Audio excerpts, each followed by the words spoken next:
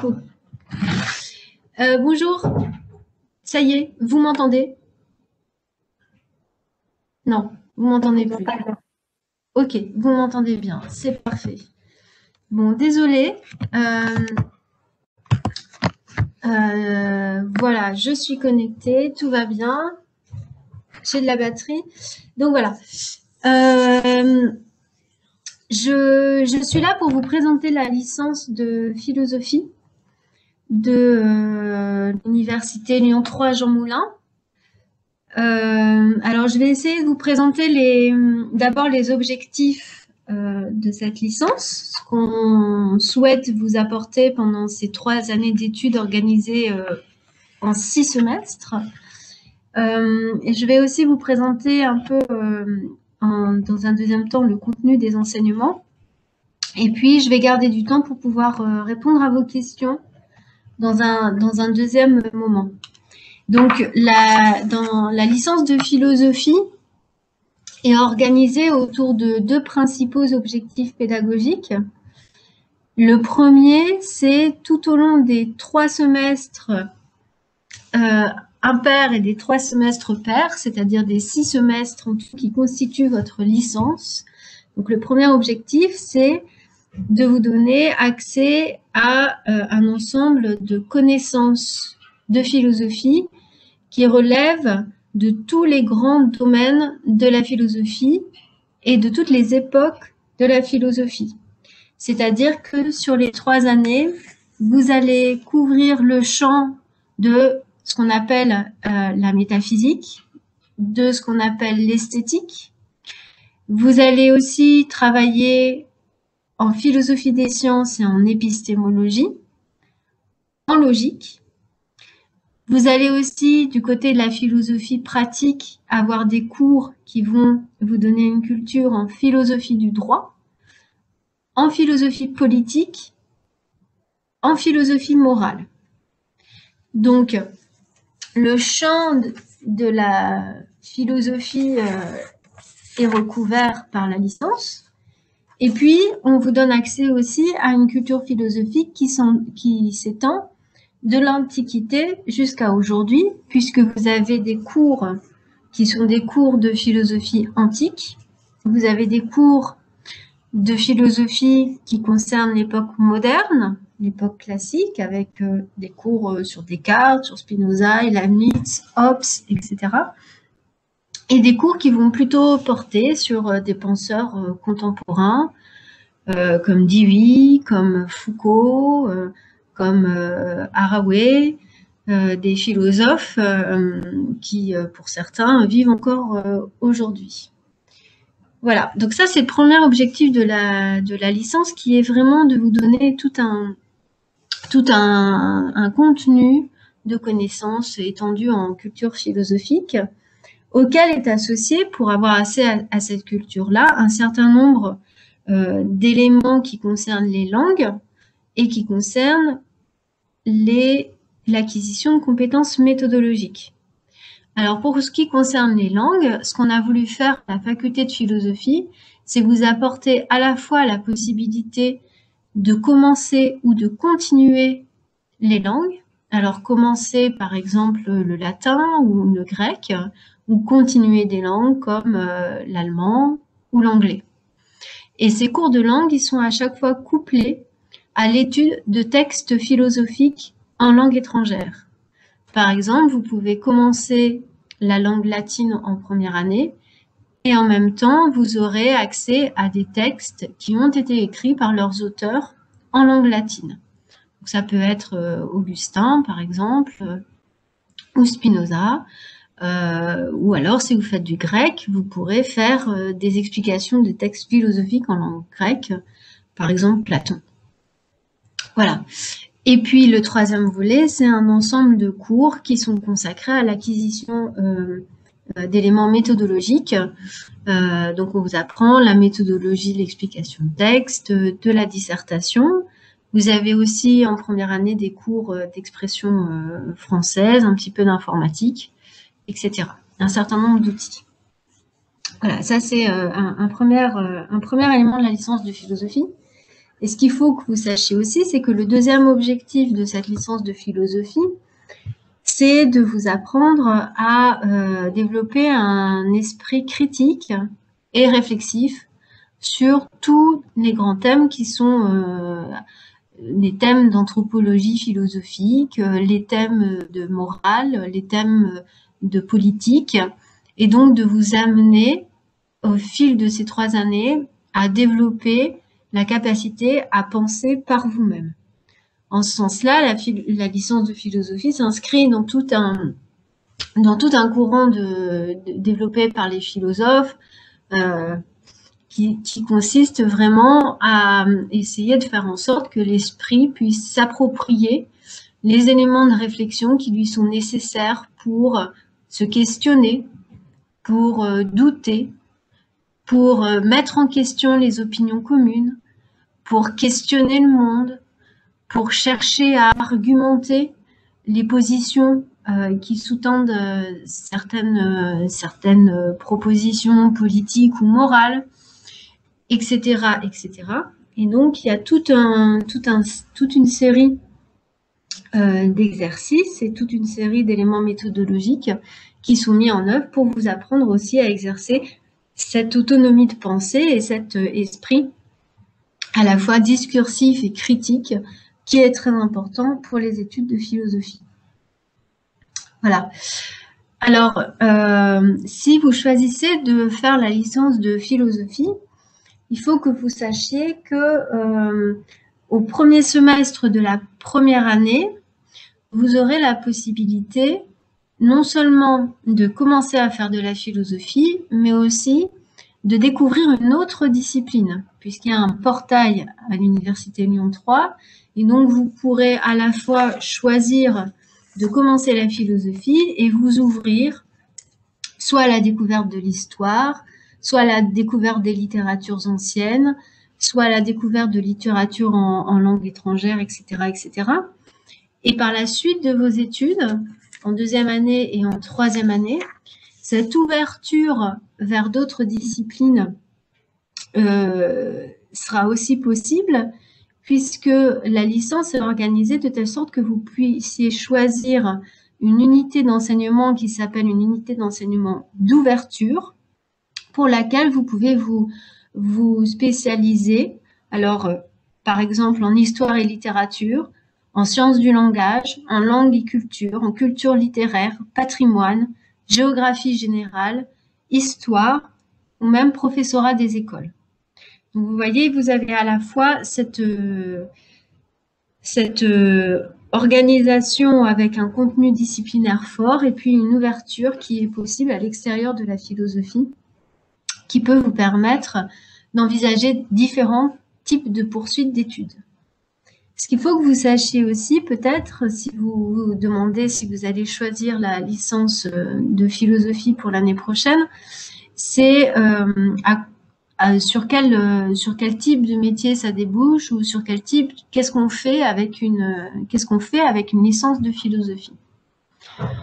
Alors, ce qu'il faut que vous sachiez, c'est que la majorité de nos étudiants qui valident une licence de philosophie continuent dans un master qui n'est pas nécessairement un master de philosophie, mais qui peut être un master de philosophie.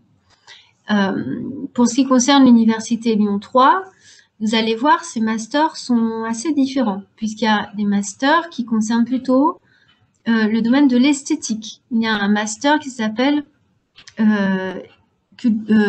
esthétique et culture visuelle. Donc, c'est un master dans lequel tous les éléments que vous avez étudiés qui concernent la philosophie de l'art, l'esthétique, vont être mobilisés avec une application un peu plus concrète vers la muséologie, la muséographie, le monde des musées, pour savoir un petit peu comment, comme philosophe, on peut intégrer ce type de domaine-là.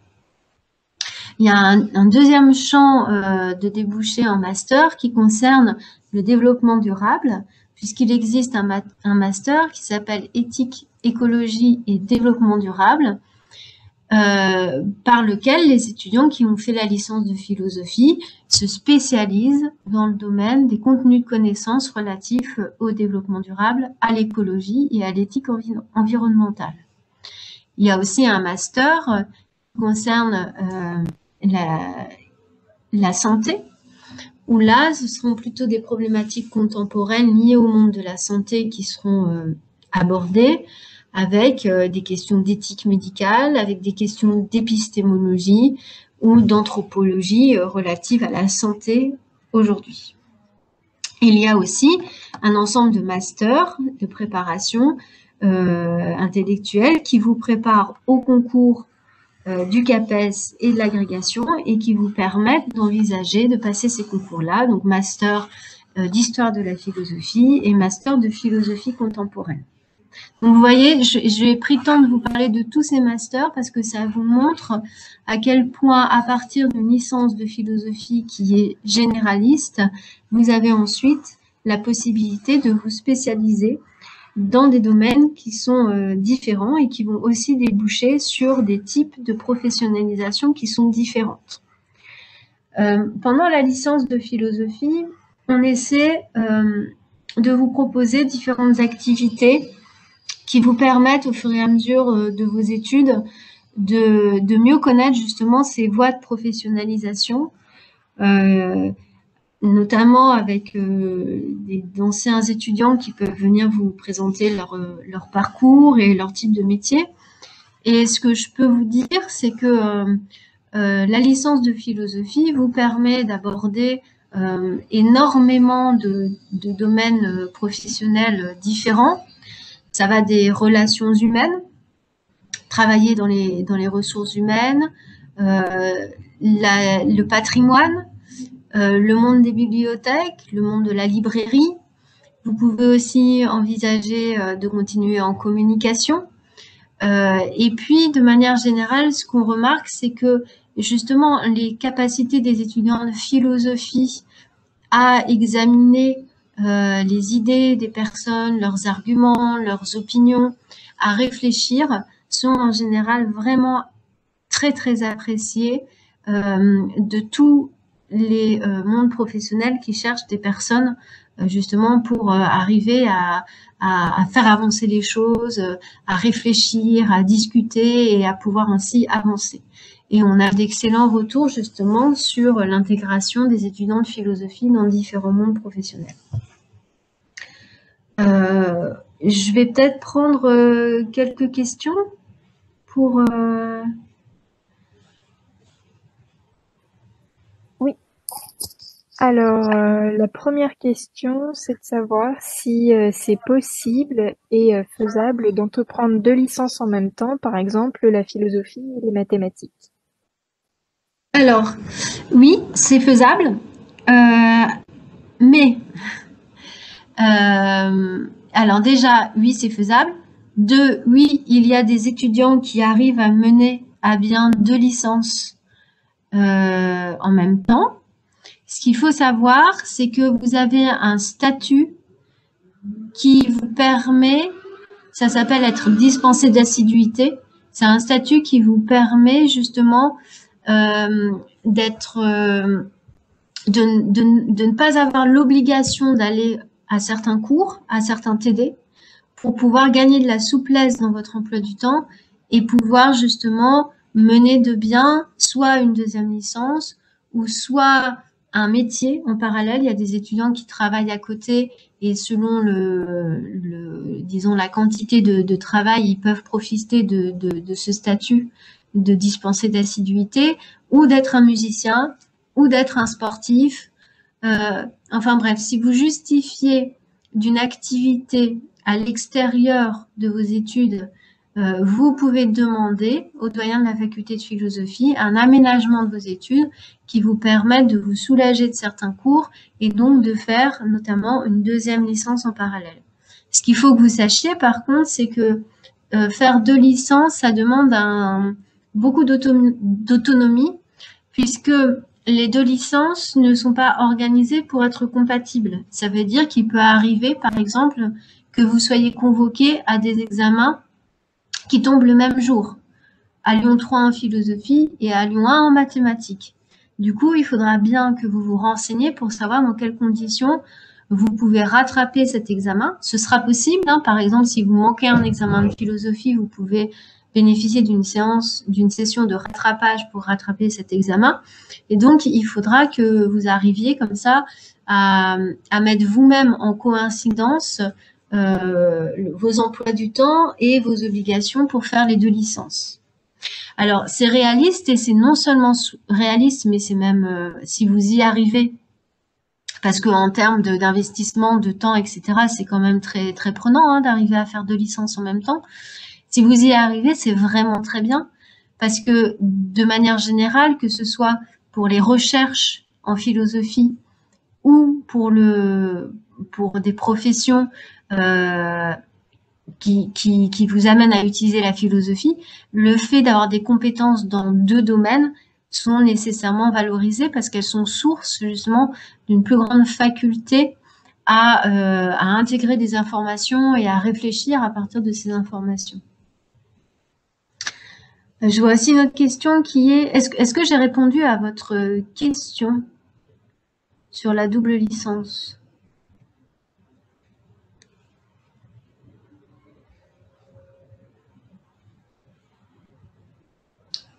Pas de réponse.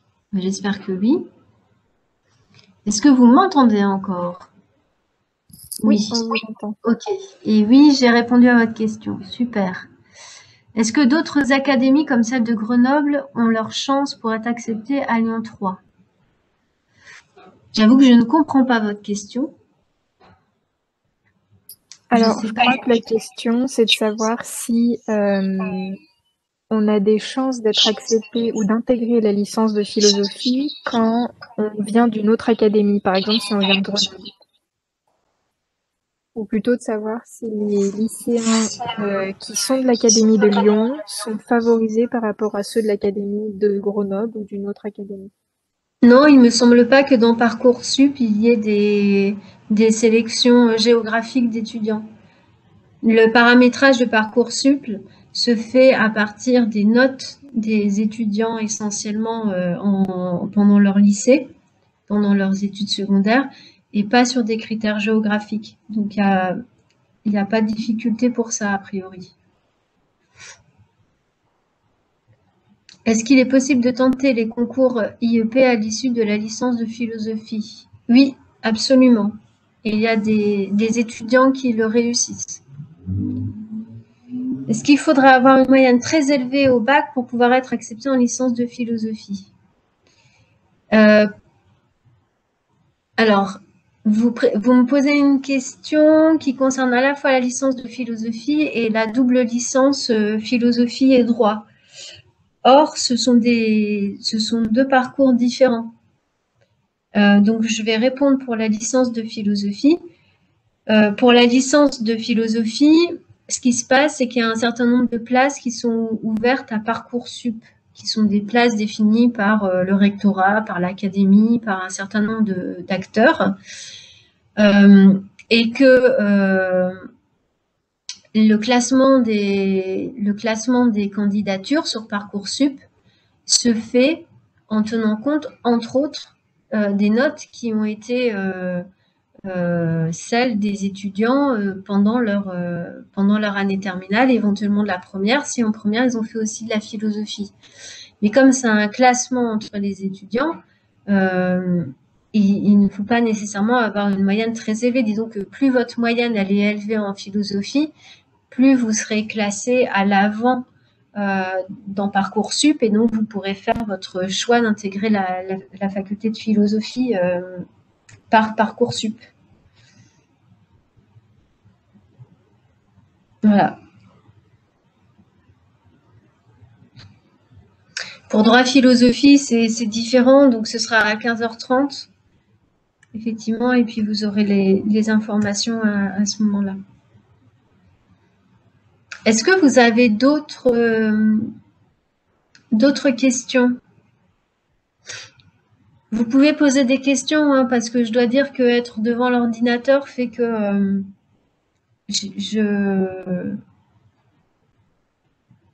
quel est le nombre de cours hebdomadaires en première année et le nombre d'heures de travail personnel. Alors, en première année, on va prendre le premier semestre. Vous avez 2, 4, 5, 6, 7, 8, 9, 10. Vous avez une quinzaine d'heures de cours par semaine. En première année, premier semestre. Ensuite, au deuxième semestre, 2, 4, 6, 8, 10, 11, 12, 13, 14. Vous avez pareil une quinzaine d'heures de cours au deuxième semestre. Ce qu'il faut que vous sachiez, c'est que les semestres en philosophie, ils sont finalement assez courts.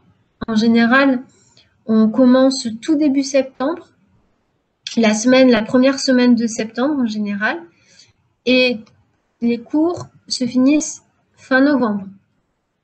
Ça veut dire que fin novembre, vous avez fini vos cours et vous allez reprendre les cours à la mi-janvier en général. Donc vous verrez, vous voyez que vous avez ici une grande période où vous n'avez pas de cours et comme l'essentiel de la L1 est organisé en contrôle continu, vous n'avez pas non plus d'examen à passer à part une épreuve et éventuellement si vous avez pris une découverte d'une autre discipline qui est validée par un examen terminal et pas par un contrôle continu, vous avez, disons, au maximum 2 examens entre la fin du mois de novembre et la première semaine de janvier, ce qui est très très peu. Mais en même temps, au niveau du rythme de vos études, ça veut dire que pendant cette période-là, soit vous pouvez vous dire, j'en profite pour faire un stage ou pour me professionnaliser ou pour travailler ou pour faire autre chose, pour voyager ou pour travailler énormément de lectures de philosophie, etc., etc. Parce que vous allez reprendre simplement mi-janvier et finir à peu près aux vacances d'avril. Ensuite, de fin avril jusqu'à juin, vous aurez quelques examens à passer, mais de la même manière, vous n'aurez plus d'heures de cours en première année de licence. En deuxième et en troisième année de licence, c'est un peu différent parce que dans ces périodes d'intersemestre, donc de novembre à janvier et de avril à juillet, vous aurez des examens à passer. Vous voyez ? Mais il faut bien vous dire que justement, c'est un rythme qui est très ramassé entre septembre, fin novembre, ensuite janvier-avril. Et ce qu'il faut vous dire aussi, c'est que les étudiants qui réussissent le mieux en philosophie, je pense, ce sont ceux qui n'hésitent pas à travailler énormément à la maison pour faire des lectures, pour lire tous les auteurs qui sont abordés par les professeurs en cours et pour aussi s'exercer à discuter, à argumenter, à penser, etc., etc. Donc, je dirais que c'est une licence qui demande beaucoup de travail personnel en dehors des heures de cours proprement dites. Donc, le nombre d'heures de travail personnel, j'ai pas de quantification, mais plus vous travaillez personnellement, plus vous allez réussir et c'est sûr qu'il faut compter beaucoup d'heures pour réussir, beaucoup d'heures de travail personnel. Lucie, peut-être vous pouvez nous dire, vous, d'expérience sur le travail personnel, Oui. ce que vous en pensez du côté des étudiants? Je dirais d'abord que ça dépend des méthodes de travail de chacun. Et ensuite, si je me souviens bien, en licence 1, je crois que je travaillais au moins 3 heures par jour sur les cours. En licence 2, j'ai dû augmenter un peu, j'ai dû passer à 4 heures. En licence 3, c'était entre 5 et 6 heures par jour, ça dépendait aussi des cours que j'avais. Et en master, ça a beaucoup plus augmenté. Et alors, en doctorat, je vous raconte pas.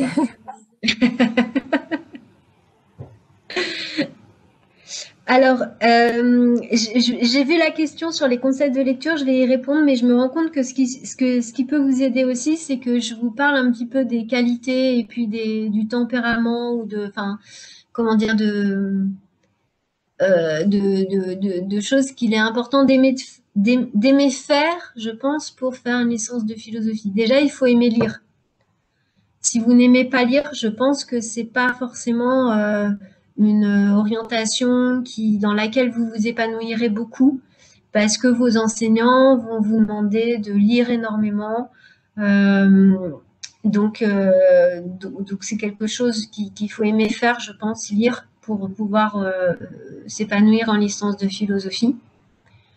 Je pense qu'il faut aussi être assez lucide sur le fait que, certes, on vous apprend, on vous évalue et on valorise énormément la réflexion personnelle, mais en même temps, ce qu'on essaie de vous apporter, c'est de quoi nourrir cette réflexion personnelle et que cette nourriture, elle est accessible dans des textes de philosophes qui eux aussi ont pensé par eux-mêmes. Et que donc du coup, une manière de vous aider à penser par vous-même, c'est de vous demander de lire et de réfléchir à ce qu'ont pu penser d'autres personnes sur les sujets qui sont les thèmes d'études en cours. Donc ça, c'est important. Je pense que il faut vous attendre à ce que les enseignants vous demandent certes de penser par vous-même, mais aussi beaucoup de lire des auteurs pour savoir ce que eux ont dit et pouvoir vous positionner par rapport à ces auteurs-là. Donc, si vous n'aimez pas ça, si vous pensez que la licence de philosophie, c'est simplement un endroit où vous pourrez exprimer vos opinions personnelles, je pense que c'est une mauvaise image de la licence de philosophie parce qu'on va vous demander à chaque fois de réfléchir et de critiquer et d'aller plus loin dans cette opinion personnelle par la lecture de textes de philosophie. Et si vous ne le faites pas, vous n'allez pas être heureux dans cette licence de philosophie. L'autre chose sur laquelle je voudrais insister, c'est que pour faire une licence et puis un master et puis de la philosophie en général, il faut aimer aussi écrire. C'est-à-dire que les exercices qu'on va vous demander de faire sont des exercices dans lesquels il faudra rédiger, il faudra vous exprimer, il faudra apprendre à coucher sur papier votre pensée avec les mots qui sont les plus adaptés et avec la construction qui est la construction qui sert le mieux votre propos.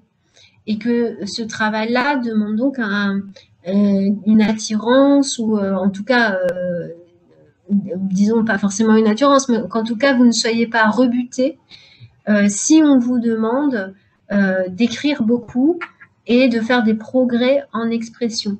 Parce que en fait, quand justement on fait un mini-mémoire de philosophie ou une dissertation en 3e année de philosophie ou plus tard dans le master de philosophie, quand on fait son mémoire de master de philosophie, c'est un vrai travail d'écrivain. C'est-à-dire qu'il faut vraiment choisir tous les mots qu'on veut utiliser, revenir sur la manière dont on a écrit les choses, etc., etc. Et je pense que il faut aussi être conscient de ça si vous avez envie d'envisager des études de philosophie parce que ça va être une grande part du travail que vous aurez à faire pendant votre licence et puis ensuite pendant votre master. Lucie, peut-être vous avez aussi d'autres choses à rajouter là-dessus sur des choses qu'il faut aimer faire ou ne pas détester faire pour faire la licence de philosophie? Je pourrais dire que faut se forcer en fait à aller vers ses camarades de philosophie parce que en licence on n'a pas vraiment l'occasion d'apprendre à argumenter à l'oral ou de débattre à l'oral et que c'est très important en fait de parler avec vos camarades déjà de ce qui vous intéresse en philosophie et ensuite d'exprimer vos opinions entre vous. Déjà ça crée des liens et ensuite ça vous donne de la matière pour réfléchir au sein des cours et en même temps, ça vous aide à développer vos capacités d'argumentation. Merci. Alors, des conseils de lecture pour préparer la licence, vous trouverez sur le site de la faculté de philosophie une bibliographie qui est une bibliographie conseillée au moment de l'inscription en première année.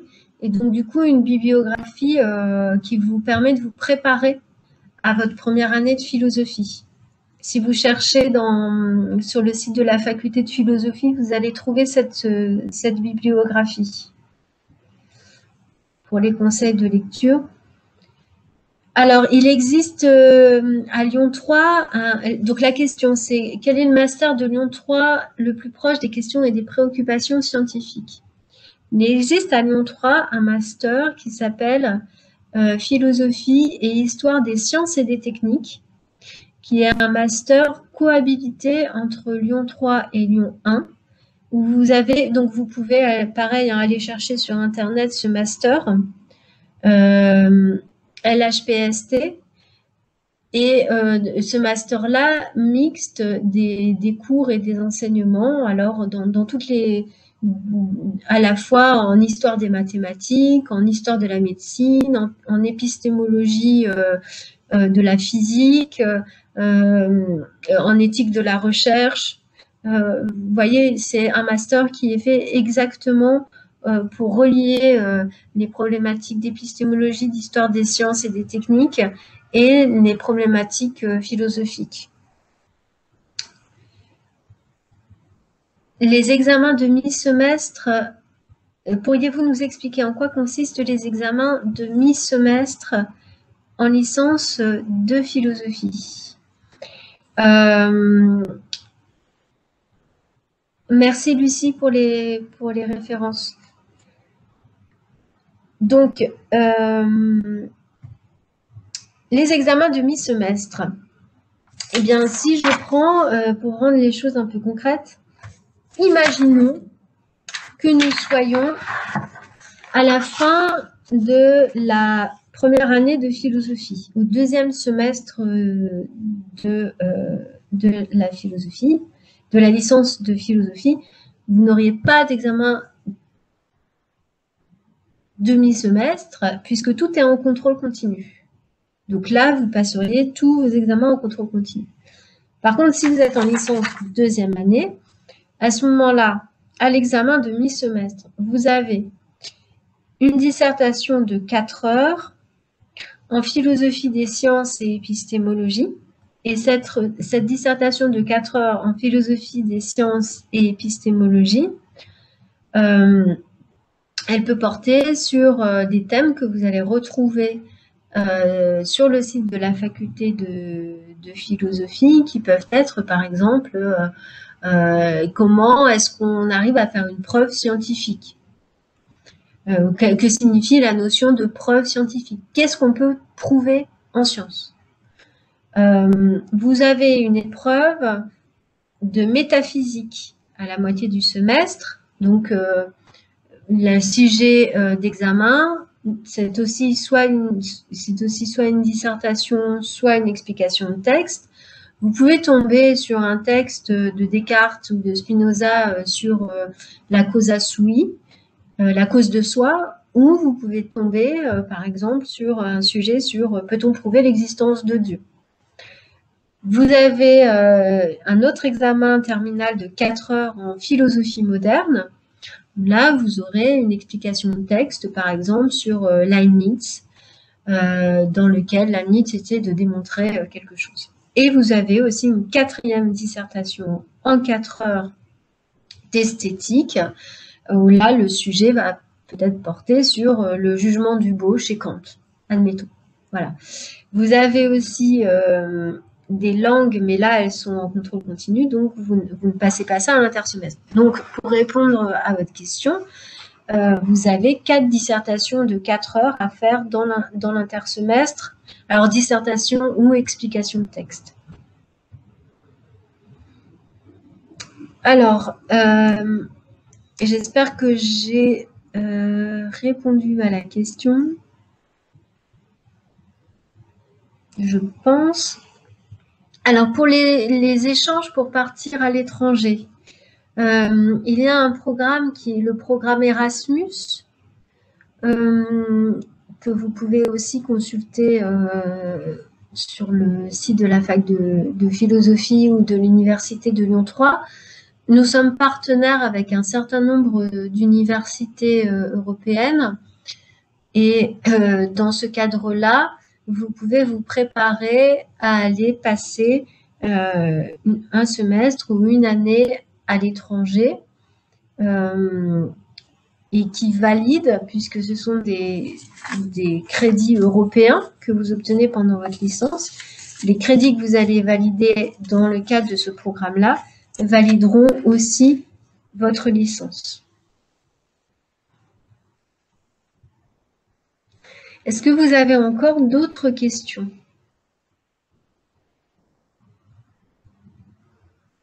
La première année est quasiment au contrôle continu, sauf une épreuve qui est votre épreuve de spécialité en philosophie, qui est une épreuve de terminal écrit qui consiste en une dissertation sur table en 4 heures. Et selon ce que vous allez choisir comme discipline de découverte, si jamais cette discipline de découverte n'est pas validée en contrôle continu, mais si elle est validée en examen terminal, vous serez amené à avoir un deuxième examen terminal en première année, au premier semestre. Et au deuxième semestre, tout est en contrôle continu.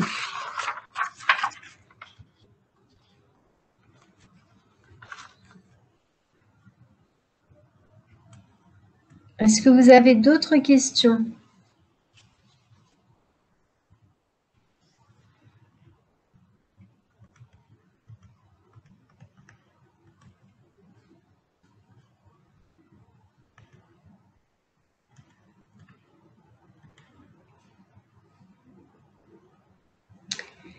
Les philosophies orientales sont-elles comprises dans le programme de la faculté? Alors, comme je vous disais, on a organisé le programme de la licence avec des domaines comme la métaphysique, dans lesquels les enseignants choisissent de manière coordonnée et selon leur spécialité le contenu des enseignements. Vous voyez, métaphysique, c'est extrêmement large. En métaphysique, vous pouvez faire un cours sur l'amour chez Platon. Pardon. Excusez-moi.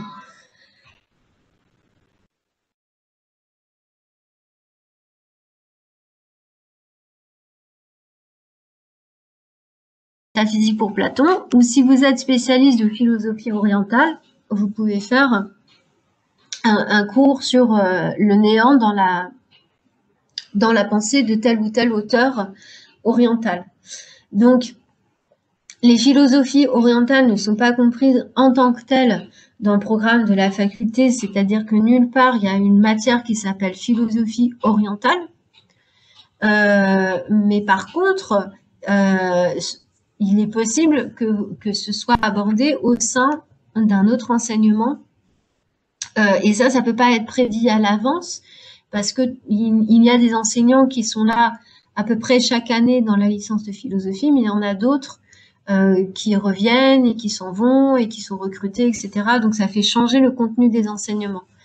Par exemple, cette année, pour la première fois, il y a eu un enseignement en deuxième année de licence en philosophie de l'environnement, alors que auparavant, il n'y avait pas eu avant le master d'enseignement sur ce thème-là en licence de philosophie. Donc, elles ne sont pas comprises, mais elles ne sont pas exclues. Alors, venir d'une première année de médecine, si vous venez d'une première année de médecine, ce que je vous conseille de faire, c'est selon vos souhaits et selon votre parcours, mais ça, je ne peux pas peut-être l'envisager ici, c'est peut-être demander à rentrer directement en deuxième année de philosophie.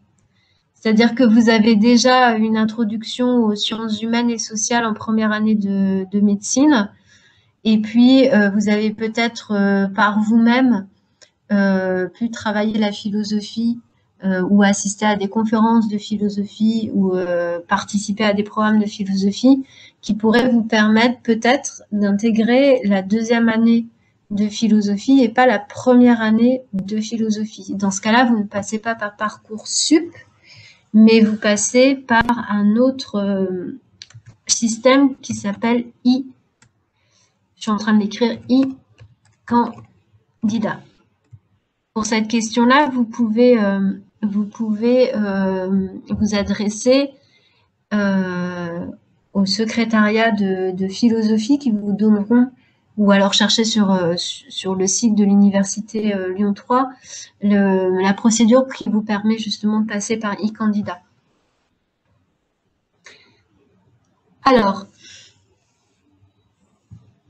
dans le cadre du portail, oui, vous devez prendre une discipline découverte. Donc, vous devez choisir cette discipline quand vous vous inscrivez au premier semestre, première année. Et l'effectif en cours magistral en première année d'étudiants qui suivent réellement. L'effectif théorique, c'est 120 étudiants. L'effectif qui suit vraiment les cours et qui passe ses examens, c'est 60. Moi, j'ai eu 67 copies à corriger. Et donc, ça fait, disons, 70 étudiants qui suivent vraiment le cours magistral et qui sont présents en cours.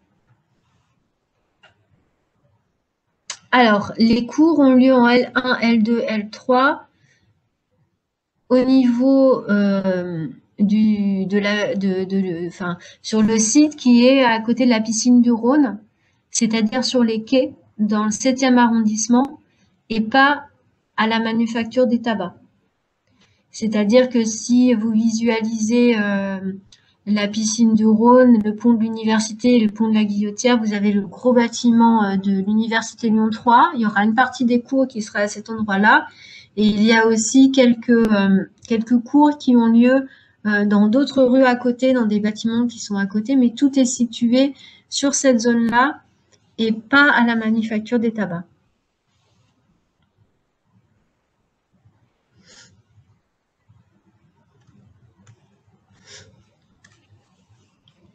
Est-ce qu'il vous reste des questions ?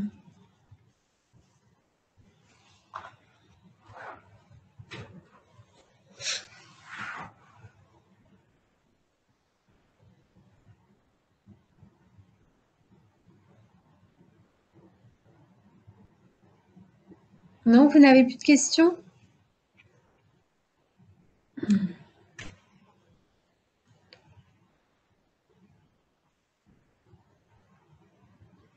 Alors, pour la question, en allant directement en deuxième année, est-ce que je risque pas d'avoir du retard par rapport aux autres étudiants venant d'une L1 philo? Et je vous répondrai après. Je vais déjà prendre la question générale sur comment se passe ces TD, puis après, je reviendrai sur votre question, Léa Vallon. Donc, les TD, ça dépend des TD. Comment se passent les TD? Ça dépend des TD. Il y a des TD qui consistent en la lecture suivie d'un texte. Donc, l'enseignant a choisi de vous parler de la condition humaine de Hannah Arendt, et puis il passe le semestre à faire une lecture suivie de ce texte-là. Et donc, il propose chaque semaine la lecture d'un moment de ce texte-là.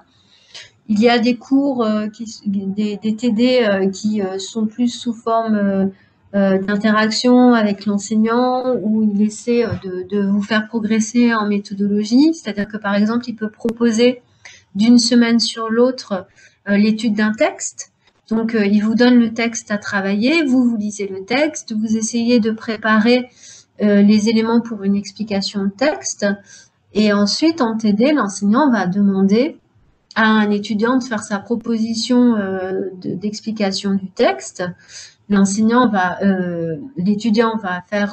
donner ces éléments-là, et ensuite les autres étudiants et l'enseignant vont revenir dessus pour approfondir, pour expliciter, pour donner des conseils, etc., etc.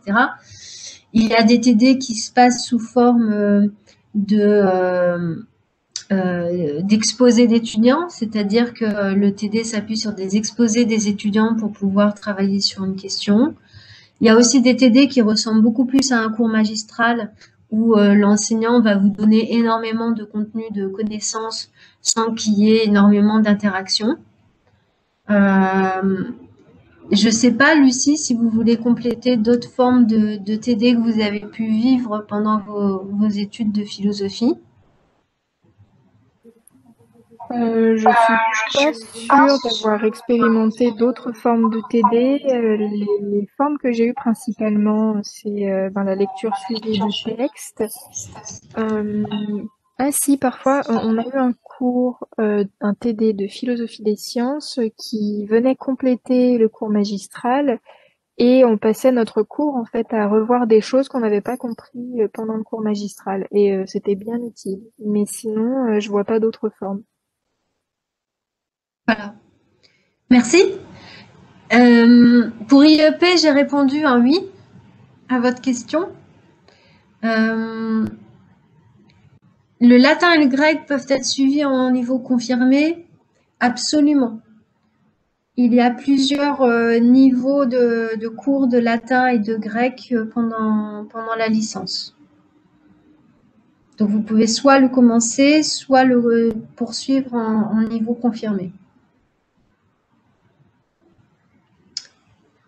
Et pour Léa Vallon, n'hésitez pas à poser d'autres questions pendant que je finis de répondre à Léa Vallon. Ma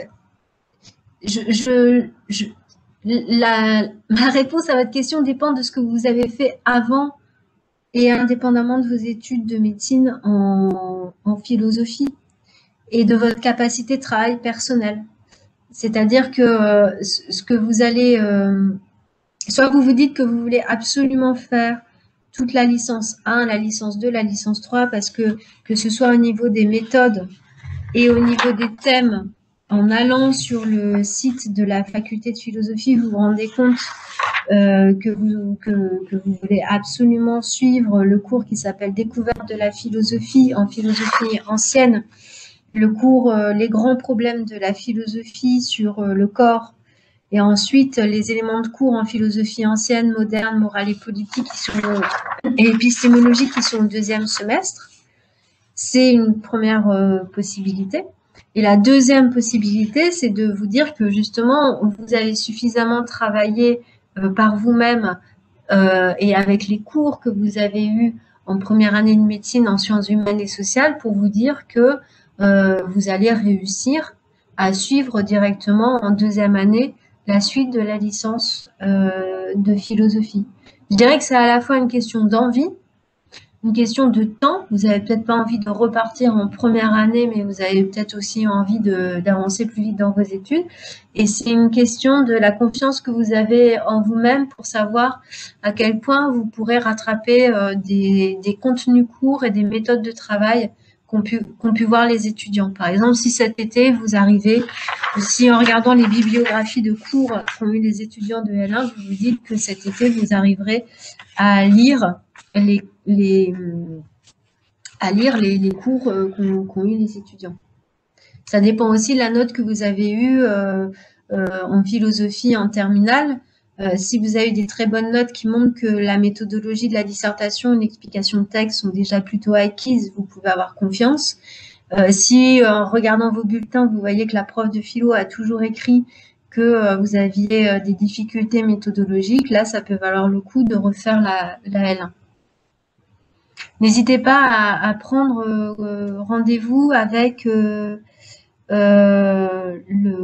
référent de la L1 qui s'appelle Sacha Love et qui pourrait aussi peut-être vous aider à vous orienter.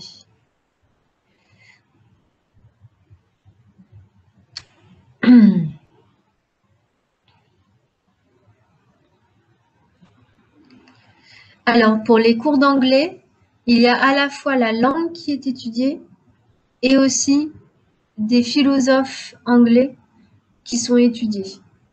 À chaque fois qu'il y a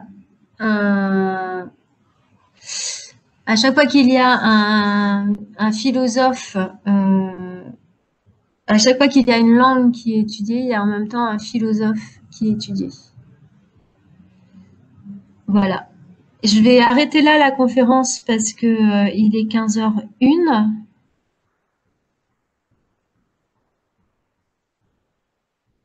Je vous remercie à tous de votre participation.